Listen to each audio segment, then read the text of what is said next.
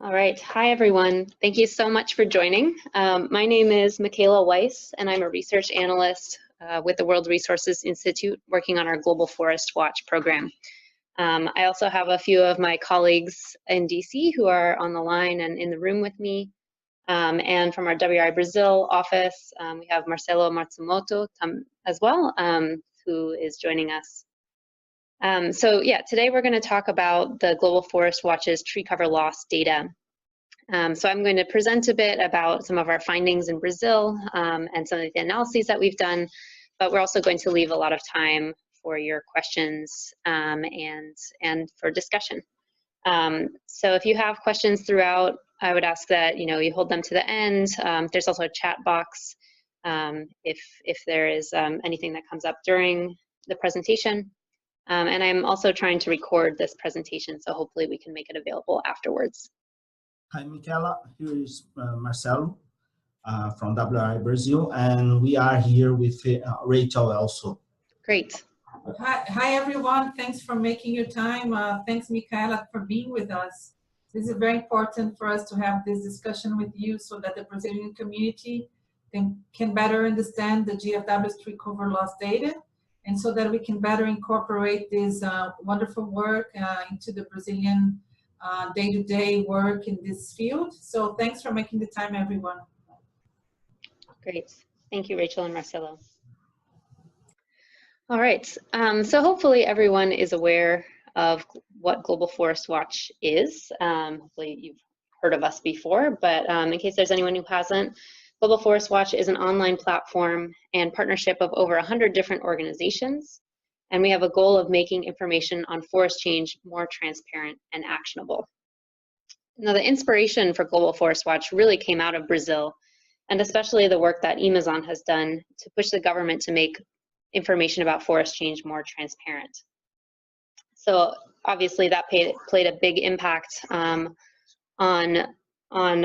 deforestation declines in the country, and our goal is to have that same kind of impact at a global level, so that by releasing this independent, unbiased data and forest transparency, we can have a better conversation about how forests are changing throughout the world. Now, sometimes that does create confusion between national data sets and this global data set, but that's certainly not our intent. So we hope that by having conversations about how these data are different between the global data and national level data sets, that we can actually start a dialogue and facilitate better understanding of what these data are, and ultimately work towards an improvement of both of these systems. So what we're talking about today is the tree cover loss data from the University of Maryland. So they're also a partner of Global Forest Watch. And we've worked with them to create an annual global data set of tree cover loss. And this is based on Landsat imagery with 30-meter spatial resolution. And we have that data starting in 2001 all the way through 2007, which we launched just a couple of months ago. And the really important thing about this data set is that it's a global scale, so we're able to say something about the trends over time and over geographies, but it's also at this 30-meter resolution that we can actually see changes at a very local level.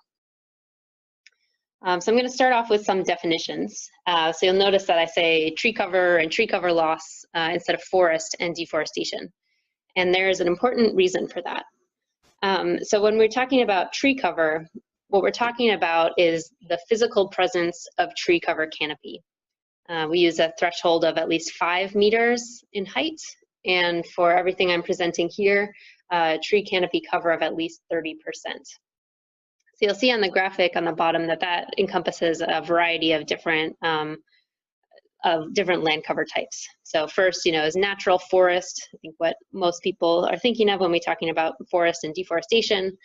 But you'll see that we also are including rubber plantations, oil palm plantations, and agroforestry, which all meet that definition as well. And then when we talk about loss, similarly, we're talking about the removal of that tree cover. And that can be either from natural changes or from human-caused changes. And crucially, we also don't look at the permanence of that change. So everything in this figure on the left here is an example of something that could be called tree cover loss. So whether that's natural forest being cleared for farmland, or being cleared for a plantation, or even a plantation being harvested and then replanted as a plantation, we would also pick that up as tree cover loss. And then I think most importantly for our conversation today, we are also picking up these kinds of natural changes, such as from fire, where there might be regrowth after that fire, but we're still picking up the removal of the trees. All right, so what does the data say for Brazil? This is a graph of the tree cover loss data from 2001 to 2007. So you can see that we have this spike, this peak of tree cover loss in 2004, downward trend until about 2009, and kind of flat until 2015.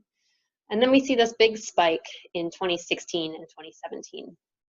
And if you look at the red line on the graph, that's the 3-year moving average, so it can smooth out if there's any inconsistencies year to year in the data. And we are seeing just this very rapid increase in the last couple of years. There's also this dotted line at 2011, and I'll get back to that in just a moment. So if we break that down by biome, we can see that most of that spike is happening in the Amazon. So certainly the decrease from 2004 to 2009 is a little bit more dramatic when we just look at the Amazon. But then again, 2016, 2017 are at a quite high level, and even higher than 2004, 2005. So obviously that's a very different story than if we look at the PRODES data. So this graph is comparing the University of Maryland's tree cover loss data in the legal Amazon with the PRODES data year by year. And you'll see they match pretty well up until about 2009. And then the tree cover loss data stays a bit higher than the PRODES, and then has, again, this huge spike in 2016 and 2017. So we wanted to look into this because, of course, PRODES is really considered as the gold standard for deforestation in Brazil. And so we wanted to get a better understanding of why actually the tree cover loss is telling such a different story, and whether or not that is meaningful. So there are a number of differences between the two data sets. So we started to look at those differences and see if we could actually replicate some of the differences in methodology. So some of the main differences, first, is that PRODES is only looking at the legal Amazon, whereas the tree cover loss data is, of course, global. The graph that I just showed you is only showing tree cover loss in the Amazon, so that's not the reason that they're so different. The second is that PRODES is only looking at changes in primary forest, whereas tree cover loss, as I mentioned, can pick up changes in secondary forests or even plantations. PRODES also only looks at clear-cut events and an actual land use conversion. And so it doesn't pick up some of these more natural disturbances or degradation events like fires. And finally, PRODES has a minimum mapping unit of 6.25 hectares, whereas the tree cover loss data can pick up individual pixels, which are about 0.1 hectare overall. So we tried to look into each of these to see if they might make a difference. So first, we looked at the primary forest data. This is a slightly different primary forest data set from Matt Hansen's team at University of Maryland. But you can see that when we just look at primary forest in the Amazon, actually this decline from 2005 to 2015 were actually a lot more similar to PRODES. And so I think a big reason that the tree cover loss data has stayed above the PRODES data for the last 10 years or so is because we're picking up these changes that are happening in secondary forests. But again, we're still seeing this big spike in 2016 and 2017 that isn't being explained. So we decided to look a little bit more into this deforestation versus degradation question. And the way that we're doing that this year is that for the first time, the University of Maryland team actually mapped which areas of tree cover loss were due to fires. So we only have that data for 1 year, but still we think a good indication. Just from visually inspecting the data, it looks like a lot of the tree cover loss in the Amazon are these big patches of kind of natural change. And so what we found, we just divided it up by biome here, is that actually around 31% of the tree cover loss that's happening in the Amazon was due to these fires. And they were only mapping the biggest fires, and so it's possible that some of that could have been missed as well. So a pretty significant amount, which again, wouldn't be picked up by something like PRODES. So we did another further analysis on 2017, as one of these years in the spike, to see if we could at least get close to the PRODES number. So first, again, we cut out everything that was happening in secondary forests or plantations.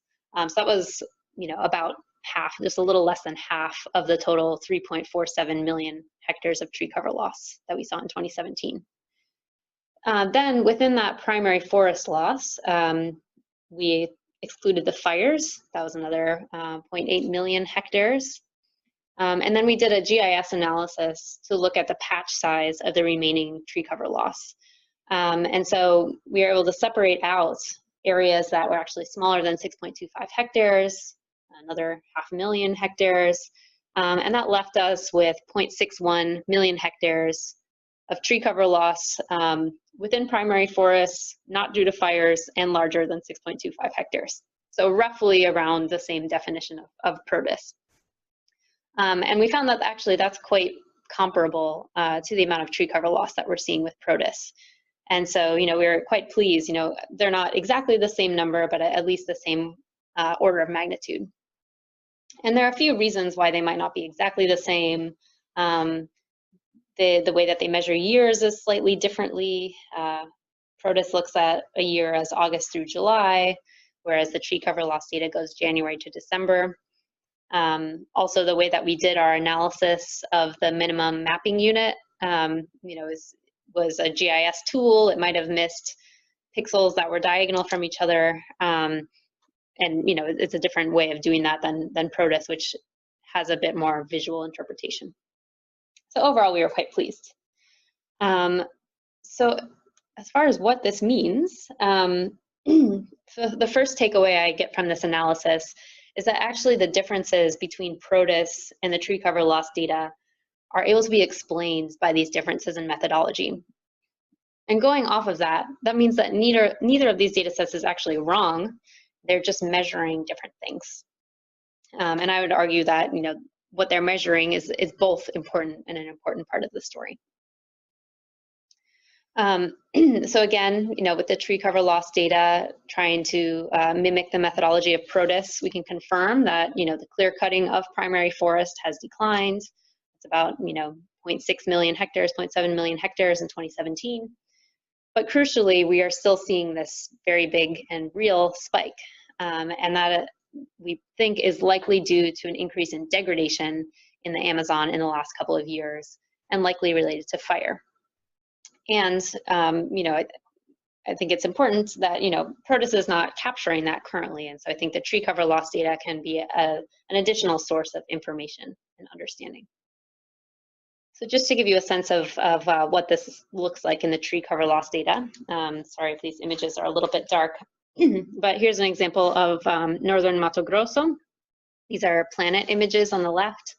The first one is from August of 2017, and then the second is from October 2017. And you can see these areas where they look a bit browner. So the canopy has had some damage, and looking at the archive, we were actually able to see some fires happening in the imagery. And then if you look at the tree cover loss data, which is in pink here, you can see that actually lines up very well, almost perfectly, with where those fire scars are available or are visible in the imagery. For another example, this is in Pará, in the Xikrin do Rio Cateche indigenous land. So this is the dividing line with the intact forests of the indigenous lands.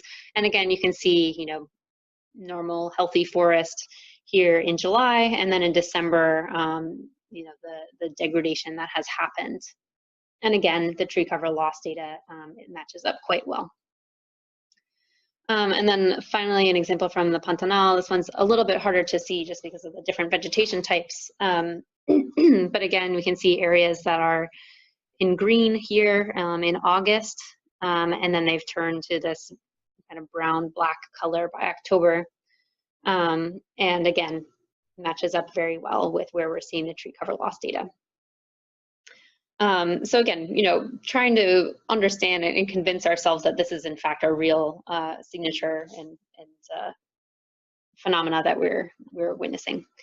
We also looked at the SAJ alerts to try and confirm as well. So we grouped these on an annual basis.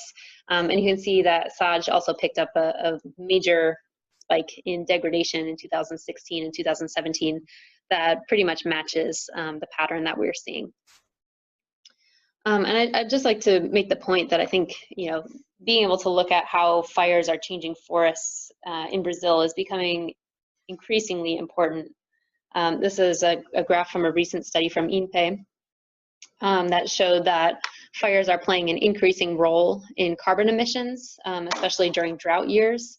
So, in drought years of 2007, 2010, 2015, obviously they haven't done 2016 and 2017 yet. But fires are playing more and more of a role, accounting for more than half of Brazil's gross emissions in those years. And we've also seen other evidence, this is another paper that came out earlier this year, that fires do have impacts on the canopy structure and carbon, even 15, 20, 30 years later. And that areas that have burned once are more likely to burn again. So again, I just want to point out, I think it's really important, that we have PRODES as this measure of clear-cut primary forest deforestation, and that's a very important metric to measure. But I'd like to argue that the tree cover loss is also picking up an important dynamic, and that by having both of those data sets, we actually have a more complete picture. Before I wrap up, I just want to go through a few of the remaining kind of caveats or limitations of the data, just so you have a complete picture of what the data is showing and what the limitations are. So I mentioned that dashed line in 2011 on some of the graphs I showed you earlier. And the reason for that line is that the tree cover loss data had a slight update in the methodology starting in 2011. So the big reason for that was to incorporate Landsat 8 imagery, but also the researchers did a few tweaks of the algorithm, in particular to better pick up small-scale shifting agriculture in Africa and fires in the boreal. But we don't really know how that's affecting the trends that we're seeing in these graphs. At the global level, we're not really seeing any kind of noticeable effect. But there might be some, if we had this methodology going back in time, it's possible we would see spikes due to fires, in the drought seasons of 2007 and 2010. I'll just say though that, just looking at from 2011 to 2017, we are still seeing, a pretty dramatic increase over those past years. So certainly, even if, we would have seen spikes in earlier years with the same methodology, certainly this is still notable when we're talking about, the last 5-10 years. Another caveat I wanted to bring up is that, we are talking about degradation here, perhaps more than deforestation. And we do have that data on fires for 2017, but we don't actually have it going back in time. So I think an ideal for me would be, if in the future we could recreate the graphs of like the SAJ alerts where you have one line for deforestation and one line for degradation. But unfortunately, we don't really have the data to do that. And so we can't really say, what the trends in deforestation versus degradation are over time. Related to that, we're only able to pick up change once. So the way that our data is structured, you can only pick up the first year of change. It's the same thing with PRODES. It's just, for PRODES, again, looking at these like permanent clear cuts, it's not as much of an issue, but for the tree cover loss data, if we're seeing a fire and then another fire and then it gets converted to agriculture, we're only going to pick up the first time that change happens. So I think that becomes more problematic as time goes on, and hopefully we'll be able to find some solution for that in the coming years. And finally, I mentioned in the beginning that we're looking at tree cover and tree cover loss. So there might be we might be picking up changes within plantations, and I know a lot of folks have had concerns about that in the past. So a number of years ago, we worked with an NGO called Transparent World to do a mapping of plantations in 7 different countries. Brazil was one of those. And together with them, we mapped almost 10 million hectares of plantations in 2013 in Brazil, which is about 1% of the total tree cover. And so what we did for this graph is we overlaid where plantations were with where the tree cover loss was happening. And you can see that the amount of loss happening within plantations is a very small percentage of the total. So it's only about 3.3% of the total in 2017. So certainly, in particular areas, I know the Atlantic forest, there's more of this. It might have an impact on the data, but when we're talking about the trends at the country scale or the Amazon scale, really the plantations are not making a difference on those trends. And finally, I'll just leave you with a brief preview of what's coming next. We are constantly working on improving the tree cover loss data, on increasing our own understanding and the understanding of our users on this data. So we do have a few things that we're working on at the moment. First, we are working with the University of Maryland to reprocess that tree cover loss data all the way back to 2000, so that we don't have that dashed line on the graph anymore. It's just consistent across years. I still think that's going to take some time, a couple of years until we get to that point, but hopefully that should overcome that limitation. We're also working with the University of Maryland to map tree cover gain on an annual basis, and to be able to look at net change in the tropics, which I think will help, again, when we're talking about these fire dynamics where you might be losing canopy cover, but then it's coming back. It'll just give us a more complete picture. And then finally, we're also improving our methods to distinguish drivers of change, both at the global or continental level, but then also, like we did with the fires, where we're mapping, which specific pixels happen due to which drivers. So we're hoping to look at different periods of time in the future and also different drivers. So I'm going to stop there, and I will now, we can open up the floor for your questions. Also, feel free, if you feel more comfortable asking questions in Portuguese or in Spanish. I speak Spanish. We have a few people in the room here who can help translate for me as well. Hi, this is Leandro Baumgarten from Nature Conservancy. Did you make the chart of the deforestation using the filters that you used in the last comparison? So just the large patches without degradation, stuff like that, so you can see the trend. Yeah, that's a good question. So again, we only have that data on fires for 2017. So we're not able to recreate all of it going all the way back in time. We also haven't yet done the minimum mapping unit going all the way back in time, although that's something that we could do in a future study. It's just a rather time-intensive GIS process, so we would just need a little bit more time to run that. Thanks. Yeah, thank you. I saw someone had a hand raised. It looked like Felipe Lenti. Yeah, that was me. Can you guys hear me? Yes. Yeah. Well, thank you, and congratulations on the presentation. I have just a question that might be a little off topic, but I just wanna take the time that you were here to see if you could maybe detail some of the criteria that you guys used for that first bit you talked to us about, which is the minimum height for tree cover you guys conceptualized, and also the percentage, I think it was 30%, right? Yeah. How do you guys validated it? I mean, do you guys do field work or radar data maybe? Yeah, that's a good question. So again, this is all research done by the University of Maryland. So we're not the researchers ourselves. But yeah, so they did use,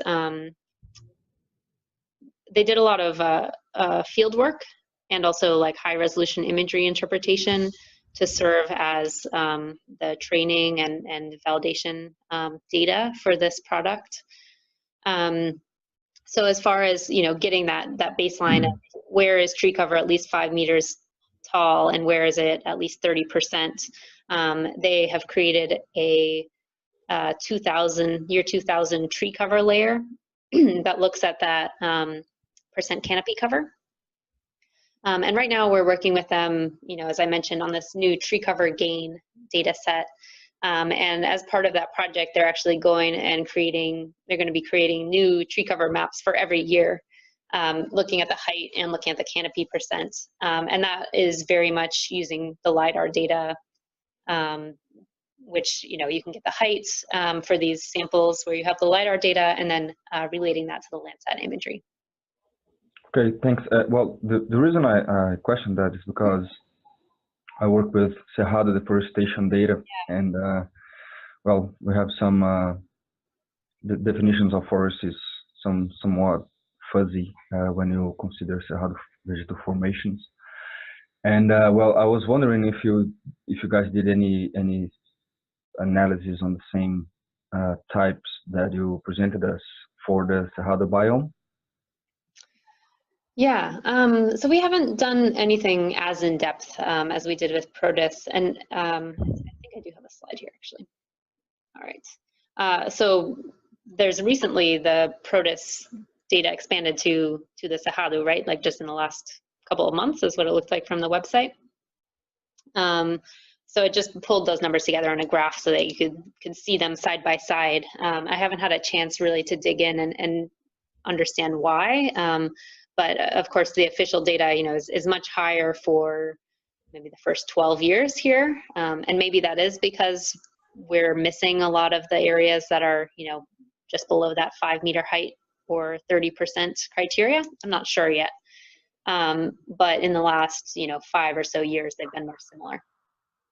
I'm expecting that again, you know, in 2016 and 2017, where it's, you know, higher than the PRODES data. I would guess that's because, again, we're picking up fires in that region, which I don't think the official data is picking up. And do you have also the degradation data for Cerrado, as you said you did for the Amazon? Yes, for the fires we do. Yeah, is it the product that is online on the website? So we don't have the fire data online yet, actually. So all of the tree cover loss data is on the Global Forest Watch platform. You can look at it by year. You can also download it. But yeah, this has kind of been a prototype project as far as doing the fires. And so, you know, we've been using it a little bit for analysis, but the methodology and the data behind it haven't actually been published yet. But if that's something you're interested in, we can definitely ask Matt Hansen and his team if they would be comfortable sharing the spatial data. Okay, that would be nice. Thank you. And well, just for record, maybe we are working on the data for. It's also based on Landsat imagery. The deforestation data based on map biomas products, they have a very similar trend to the tree cover loss you're showing this slide, and we're also a little bit concerned about the differences with the official data, but okay. But if it's a little bit better with the national inventory data, even though it's not annual, the trend in 10 years it's more similar to what you're showing. To what we are getting with our data as well, and not quite similar to the PRODES Cerrado data. Interesting. Yeah. Okay. Thank you. Great. Thanks. Yeah. And if you do figure out why that's happening, certainly we'd be interested to know as well. Yeah. Okay. We're figuring out strategies to do that. Great. All right. Other questions? Hi, this is Leandro again. You mentioned a product that showed the plantations, distribution of plantations, I think across the world. Is that available in the GFW platform?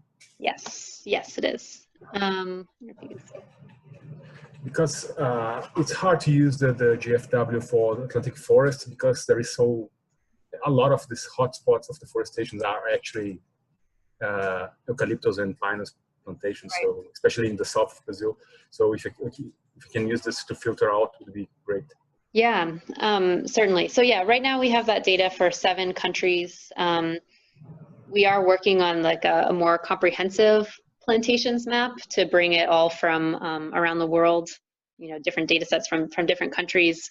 And I think, you know, once we have a more global look, I think we'd actually like to change the way the tree cover loss data on the website looks to filter out that plantations. But for now, can you guys see the map that I'm showing on my screen?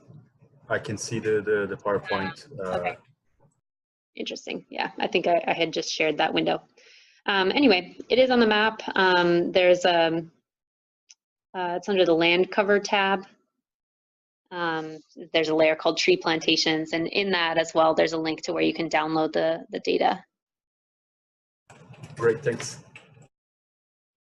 Other questions or comments?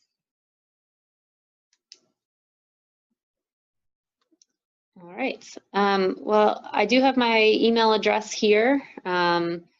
If anyone has any questions afterwards, feel free to reach out to me. As I said, I am trying to record this, so hopefully that worked. And yeah, we'd be happy to distribute that or the slides if anyone is interested.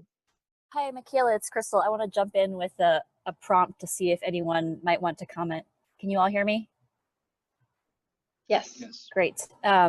So obviously we can walk you through the methods and the data, and I think a very clear picture arises once we do that. But we don't have the luxury of being able to go in depth around the methodologies with the average audience for these data, both domestically in Brazil as well as internationally. And I know one of the major concerns is really around the communications and the politics of the data. And I was wondering if you all might have any feedback for us about how we can do better with our communications, and if there are specific types of communication products or additional analyses that we could conduct that would be supportive of the work that you're doing in Brazil.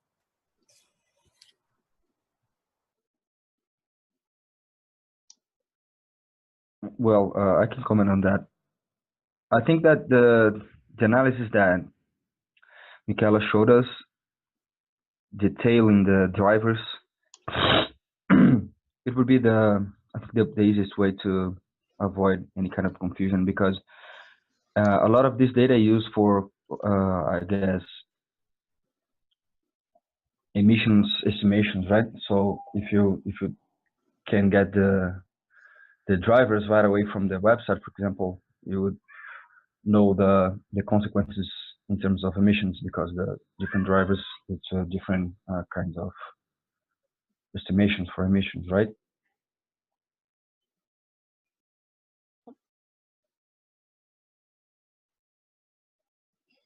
Yeah, I think that's a good point, showing the drivers more upfront. Yeah, I mean, you said that it's something that you guys want to do it for, I mean, permanently, and I think it would be really great. Yeah.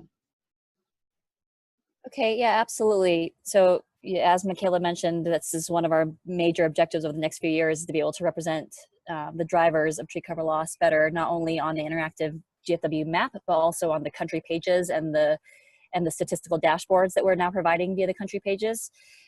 If there's any sort of near-term measures we can take to help promote the results of this specific Brazil analysis for 2017, right now it's presented in a blog on GFW, and we can share the link to that blog. But if there's any other way we can help try to promote that blog or republish it in other formats, feel free to reach out to us if you have any ideas. All right. Any other thoughts on that or further questions? All right. Well, again, thank you so much for joining. Again, my email is here. Feel free to write with any questions or concerns about the data or Global Forest Watch in general, or the way we're communicating the data. We're always excited to have these kinds of conversations and you know, engage with our audience, and especially, you know, around some of these trickier issues, you know, where we're looking at national data versus this global data set. So thank you so much for engaging with us, and we hope you'll be in touch.